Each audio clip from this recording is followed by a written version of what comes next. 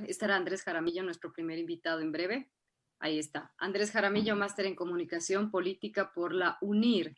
¿Cómo romper la gran muralla de los indecisos a 4 meses de las elecciones? Revisamos los temas más recientes de la coyuntura electoral, el pulso preliminar de las encuestadoras y la calificación del gobierno y la asamblea en una época de transición. Lo hacemos con la mirada de un experto en comunicación política.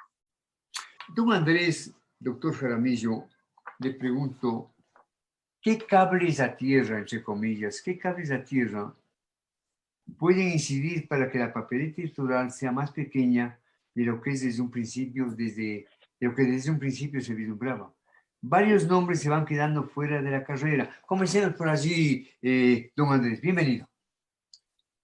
Muchísimas gracias, Diego, Michelle. Es un gusto realmente estar en su programa. Usted lo ha dicho, cada vez la papeleta se hace más corta. De hecho, recordemos que cuando arrancó esta contienda electoral, se hablaban de 19 binomios. Luego bajaron a 16. Y hasta ayer, el Consejo Nacional Electoral confirmó que se trataban de 15 binomios electorales. Sin embargo, no deja de ser todavía una papeleta bastante abultada, mi querido Diego. De hecho, será la más grande desde el retorno a la democracia, quizás solamente comparable con la del 2006, en donde hubo 13 binomios. Si la situación se mantiene como parece que va a suceder, mi estimado Diego, vamos a necesitar ya no solo la mesita para poder votar, sino todo el piso. Estamos dialogando con el doctor Andrés Jaramillo, máster en comunicación política por la Universidad de La Rioja, en Argentina. El tema, cómo romper la gran muralla de los indecisos a 4 meses de elecciones. Andrés, ¿cree usted que Rafael Correa maquinó los escenarios para que la opción presidencial del correísmo sea descalificada y se muestre como una víctima del sistema, entre comillas? Escuchamos. Creo que hay que entender al menos 2 factores, mi estimado Diego. Primero, el espejismo de la victoria del correísmo. Si bien es cierto, Rafael Correa representaba una figura importante que arrastraba votos, no se encuentra ya en la carrera política. Y lo que ha pasado en otros partidos y en otros espacios y en otros países, como en Brasil, por ejemplo, en donde también se han dado casos de partidos hegemónicos basados en este populismo, que son dependientes de estas figuras caudillistas cuando no existe el caudillo. Ahí se transparente realmente el apoyo que tiene ciudadano. En Brasil ocurrió algo similar antes de las elecciones. Mientras se mantenía viva la esperanza de que Ignacio Lula da Silva sea electo o puede estar en la papeleta, el porcentaje de votación era importante. Sin embargo, el momento en que se retiró y se ratificó que no podía estar en papeleta, recién ahí se vio el voto duro. El correísmo se encuentra en ese momento. En el momento en que realmente estamos a las puertas de ver realmente cuál va a ser el voto duro una vez que se ha confirmado que el presidente Rafael Correa o el expresidente Rafael Correa ya no estará en la papeleta. Entonces, pero claro, era un gran negocio, Diego, era un gran negocio mantener viva la idea de que estaría en la papeleta. Pues, don Andrés, escuchamos con vivo interés. Estamos dialogando con un analista de temas políticos. Michelle interviene en este valioso diálogo. Andrés, ¿cómo mira el escenario en la izquierda? Los dirigentes de la CONAIE rodearán con serruchos la candidatura de Yacu Pérez. Veo muy poco probable que en la misma derecha pueda haber una unión en los frentes. La constante histórica dentro de las tendencias, llámese de izquierda liberales, llámese de derecho, conservadores, ha sido más bien a que cada uno jale para su lado, a que se impongan las agendas particulares y a que prime la coyuntura política, porque lo que hemos visto es que realmente se han dado alianzas de cristal, estimada Michelle. ¿Qué significan estas alianzas de cristal? Que se rompen fácilmente, porque realmente lo que los une no son cosas de fondo, no es un modelo de gobierno, no es un plan, no es una propuesta, sino también intereses muy coyunturales. En la práctica lo que han significado las alianzas, por un lado, es una suerte de tregua, de un pacto para no atacarse, cosa que en la campaña no ocurre, como ya hemos visto en el pasado, porque cuando empieza la campaña electoral, todo el mundo empieza a disparar a discreción. Pero por otro lado, también hemos visto alianzas que se dan precisamente para tratar de evitar que algún candidato que pueda tener un porcentaje interesante de votos llega a restarle votos al candidato principal. ¿A cambio de qué? Pues muchas veces a cambio incluso de puestos. Los presidenciales reparten ministerios antes siquiera de ganar las elecciones. Pero hay otro elemento también que es importante de las alianzas y que pasa una factura muy alta, y es que hay personas o figuras independientes que no tienen movimiento, que no tienen un partido y que necesitan de un vehículo para poder candidatizarse, pero a veces el costo es muy alto, Michelle, porque el costo es que no pueden luego operar libremente, fiscalizar, hacer control o legislar. Entonces terminan secuestrados de estos partidos con estas alianzas. Y finalmente, y ahí me vas a disculpar el término, Michelle, pero también hay alianzas que sirven para joder. Hay alianzas que sirven para joder y tener un beneficio.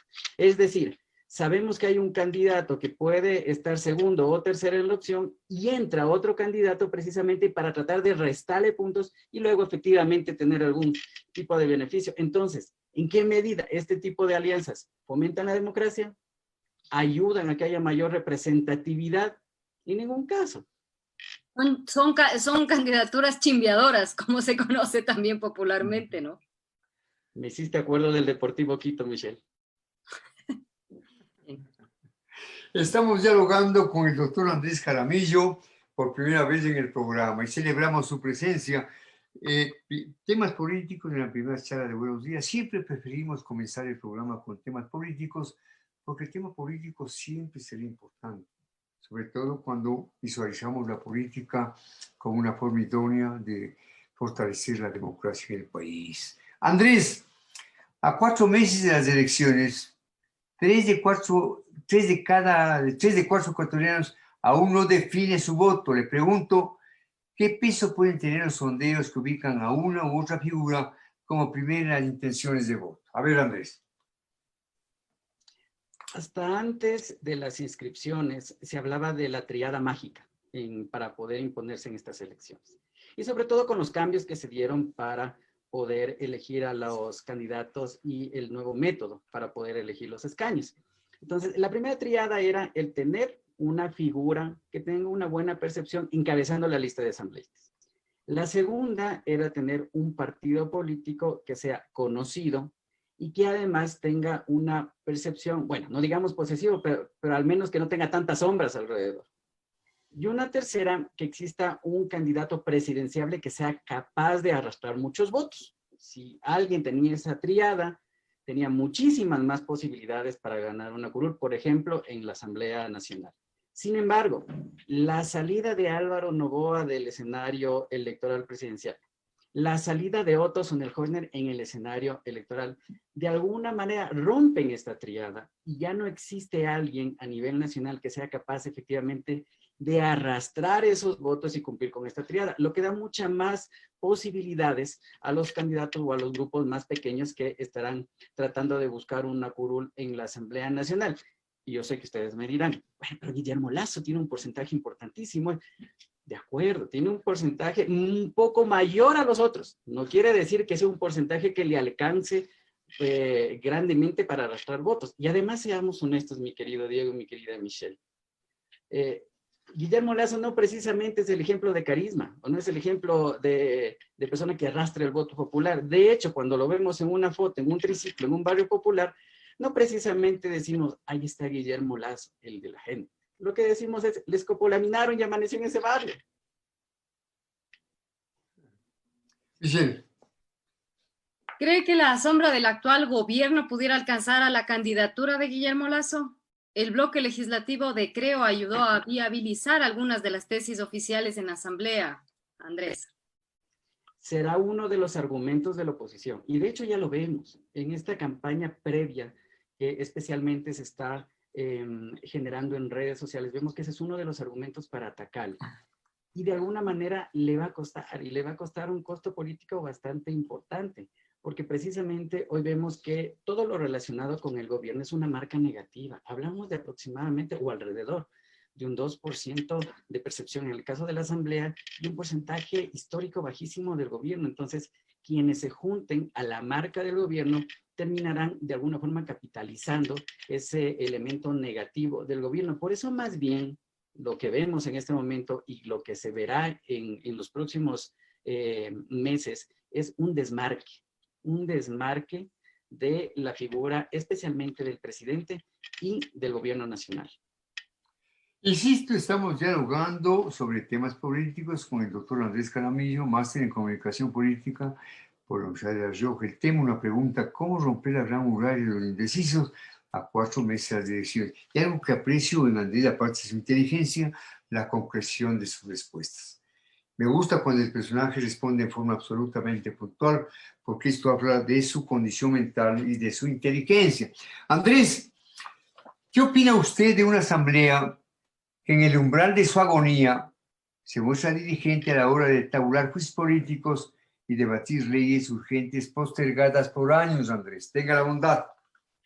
Y además no solo eso, mi estimado Diego, estamos hablando de 60 asambleístas, 60 de 137, que tienen algún señalamiento jurídico, que tienen algún proceso, ya sea por corrupción, ya sea por cualquier tipo de elemento que se ha ido dando en el transcurso de estos meses. Eso es inédito, Diego, y habla muy mal de una asamblea, pero yo he visto mucha insistencia en que se trata de usar, digamos, este argumento políticamente para tratar de deslegitimar la importancia de este poder del Estado, del poder ejecutivo, de la asamblea. Es verdad, quizás no tenemos los mejores representantes, quizás muchos de esos 60 incluso terminarán siendo absueltos, pero eso no le resta importancia al contar con un poder legislativo y al contar con una asamblea. Primero, por el equilibrio de poderes. En un Estado democrático se necesita una asamblea que precisamente pueda garantizar que no haya abusos, que pueda fiscalizar, que haya control.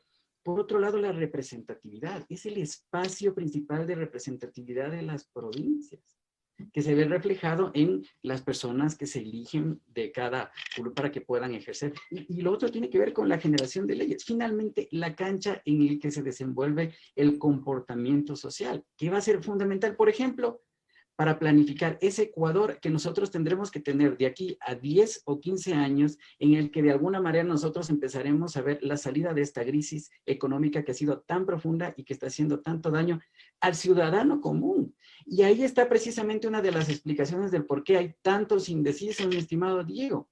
Y es que la gente ahorita lo que necesita es menos retórica y más pragmatismo de los políticos. No necesitamos como ciudadanos que el político venga a decir generar empleo. Todos dicen lo mismo, todos van a plantear lo mismo. Ok, ¿cómo se va a generar empleo? ¿Cuántos empleos? Mientras tanto, ¿qué voy a hacer yo mañana que tengo que pagar la tarjeta de crédito o que no me alcanza para ir a comprar el mercado? O que tuve que sacarle a mi hijo de la escuela o del colegio porque no tengo para pagar las pensiones. ¿Qué respuesta les vamos a dar a ese votante en concreto que está desempleado? Que en un primer momento hizo emprendimientos y que de alguna manera logró sobrevivir porque le ayudaba a la familia, le ayudaban los amigos, le ayudaban los desconocidos. Pero como se ha ido agudizando la crisis, esos amigos desconocidos ya no tienen para ayudarle. Y se ha visto en la necesidad de buscar otras formas que ya no alcanzan para recoger recursos. Menos retórica, más pragmatismo. Andrés, la inmensa mayoría de candidatos que se presentan a las presidenciales o a las legislativas sacan un dígito porcentual de votos. ¿Qué cambios precisa el Código de la Democracia para afianzar tendencias políticas y partidos políticos en vez de golondrinas, entre comillas, golondrinas electorales? Se han hecho cambios importantes para ir tratando de cerrar, digamos, la cantidad de candidatos que efectivamente se plantean. La última tiene que ver precisamente con si no ubican un porcentaje mínimo de votación, tienen incluso que devolver parte del 50% del dinero que se entrega para la promoción electoral. Sin embargo, aún termina siendo un código insuficiente. Y la evidencia está ahí. O sea, tenemos 15 binomios presidenciales que, como bien señalas tú, muchos entran a sabiendas de que no van a ganar.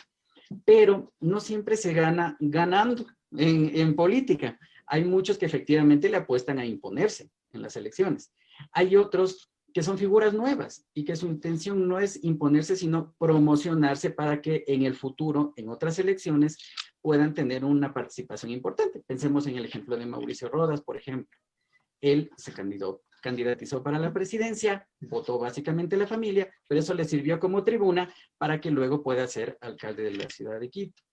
Hay otros partidos que también se candidatizan para sobrevivir, como tú bien lo decías. Necesitan, por ejemplo, tener el 4% mínimo de votación, válidas en las elecciones pluripersonales consecutivas a escala nacional para sobrevivir. Entonces, hay diferentes necesidades que la propia ley determina para que estén constantemente interviniendo en las elecciones, aunque sepan que no van a tener el mayor porcentaje. Pero además este código y estas normas electorales que tenemos en el país carecen también de algo muy importante, que es estar conectados con la nueva realidad digital. Este código no fue pensado para una campaña digital, fue pensado para una campaña tradicional en momentos en que sí, lo tradicional no se va a perder, pero los tarimazos, los grandes recorridos, los grandes eventos ya no se van a ver. Muchas de esas medidas tendrán que pasar a lo digital y no existe un marco legal que sea correspondiente a esa nueva realidad. Andrés, le escuchamos con enorme interés. Terminamos. ¿Qué grandes temas nacionales avivarán la campaña? Parece que la corrupción tiene adormecida a más de uno, Andrés. Es interesante ver las estadísticas porque la corrupción aparece en cuarto o quinto lugar, Diego. No hay un interés mayor de la población por esos temas. Aparentemente los temas más cotidianos, más urgentes, como el empleo, la economía y la salud, están en los primeros lugares. Pero quizás ahí hay que agregar uno más, que está pasando desapercibido por muchos de los candidatos, y es la inseguridad. La experiencia que nos ha dejado las crisis, como la del feriado bancario, es el incremento de la inseguridad, de los robos, de las estafas y de lo que está pasando, por ejemplo, en un submundo que la gente se niega a hablar, que es ese mundo de la usura. Es el chulquero que se está acercando al tendero, al comerciante, a la persona del mercado, a ofrecerle crédito, aprovechándose del drama que tienen las personas por conseguir empleo, y que después eso genera una serie de otros delitos conexos como la violencia, el sicariato, entre otros muchos. Las crisis siempre han sido un cultivo, un caldo de cultivo para la inseguridad en diferentes frentes. Ese es un tema que va a ser muy importante, que los candidatos de alguna forma están pasando de vista en estos momentos, pero que sin duda va a ser fundamental resolverlo ahora, no mañana, no cuando ganen las elecciones, desde este momento, porque si no, se va a convertir en un problema realmente grave que se nos va a ir de las manos. Andrés, apreciamos muchísimo su presencia en el programa y con su anuencia le vamos a seguir invitando. ¿Usted actualmente ejerce el periodismo, Andrés? Soy columnista de algunos portales digitales. Cada semana publico mi análisis de coyuntura política, siempre a la disposición. Y mi estimado Diego Michel, si ustedes me lo permiten, estamos a escasos 3 días de presentar un libro sobre crisis online. A propósito de que ahora en la campaña hay muchas noticias falsas, para mí sería un gusto que ustedes puedan recibir este ejemplar digital del libro que, como les digo, saldrá el viernes. Lo hemos hecho con algunos consultores políticos internacionales y sería un honor que ustedes puedan leerlo y que puedan también incluirlo en su vasta biblioteca. Andrés, espero que se haya sentido cómodo en el programa, este es su casa. Le pregunto, sin ánimo de ser impertinente, ¿usted tiene ya algún candidato para el 7 de febrero? ¿Hay alguna figura que le seduce, que le despierte entusiasmo, por el que usted votaría? Sin ánimo de ser Bueno, impertinente. como principio siempre tendré hacia la centroizquierda, entonces mis preferencias eventualmente irán por ahí. Esperemos a que se cierre la lista completa de los candidatos. Recordemos que todavía el CNE tiene que hacer la calificación de las candidaturas que aún faltan hasta el 7 de octubre. Yo creo que luego de eso habrá un importante proceso de reflexión de los ciudadanos para saber efectivamente por quién vamos a votar. Pero siempre mi corazón será de centro izquierda, mi estimado Diego, como buen centralino. Qué respetable su definición, muy respetable. Yo experimento simpatía por centro izquierda. Yo creo que Gustavo Larrea se ubica perfectamente en centro izquierda, pero también habrá que ver las posibilidades de César Montúfar, de Yacu Pérez, ¿no? Muy bien. Andrés, gracias por estar en el programa. Buenos días. Tan amigos como siempre. Hasta pronto. Buenos días. Marcamos.